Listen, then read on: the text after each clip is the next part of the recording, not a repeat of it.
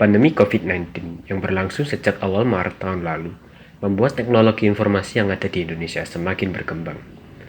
Misalnya, belanja daring semakin diminati atau mengalami peningkatan tajam selama masa pandemi. Yang pertama ada e-commerce. E-commerce semakin marak di kala pandemi sebab masyarakat ingin mengurangi kontak fisik dengan pegawai supermarket. Selain itu, e-commerce juga menyediakan berbagai macam pembayaran sehingga masyarakat yang belum memiliki rekening bisa menggunakan pembayaran lain seperti bayar di gerai atau cash on delivery. Yang kedua, konsultasi kesehatan melalui aplikasi. Sektor-sektor bisnis rintisan mengalami kenaikan bisnis secara signifikan karena pandemi. Misalnya, platform kesehatan daring seperti Halodoc menjadi populer karena membantu publik yang ingin berkonsultasi dan mendiagnosis kesehatan secara daring.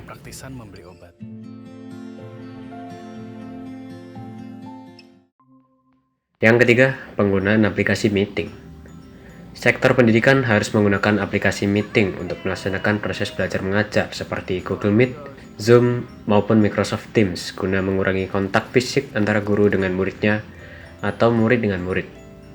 Meski begitu, ada beberapa wilayah yang sudah melaksanakan proses belajar mengajar secara luring.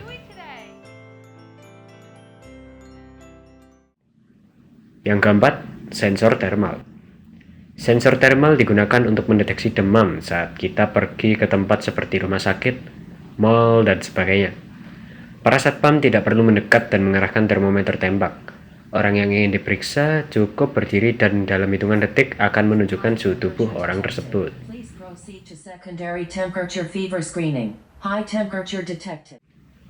Yang kelima, pendeteksi masker. Teknologi informasi dapat dimanfaatkan untuk mendeteksi masyarakat yang memakai masker atau tidak. Di cuplikan tersebut, bisa dilihat bahwa jika seseorang mengenakan masker, akan tampil tulisan mask pada bagian atas kepala, sedangkan jika tidak memakai, akan tampil tulisan no mask. Yang keenam, pendeteksi kerumunan. Pendeteksi kerumunan dengan teknologi kecerdasan buatan dapat diterapkan pada daerah yang penuh dengan kerumunan, misalnya warung kopi, pasar, mal, dan seterusnya.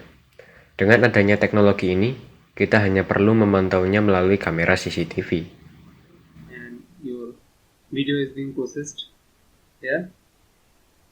You can see the processing rate is quite slow, so we use the GPU for this region for faster FPS rate and faster training. And I am quitting it now with Q. Yang ketujuh, aplikasi check-in wajah. Teknologi informasi juga dapat dimanfaatkan untuk membuat absensi pegawai dengan mendeteksi wajahnya.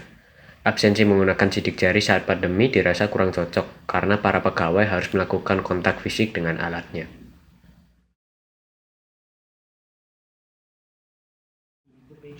Yang kesembilan, robot buatan.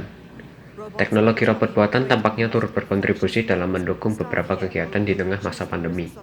Seperti yang ada di cuplikan, robot digunakan untuk mengganti perawat dalam menangani pasien. Teknologi ini cukup inovatif dan dapat mengurangi penyebaran COVID, terutama dalam lingkup tenaga kesehatan.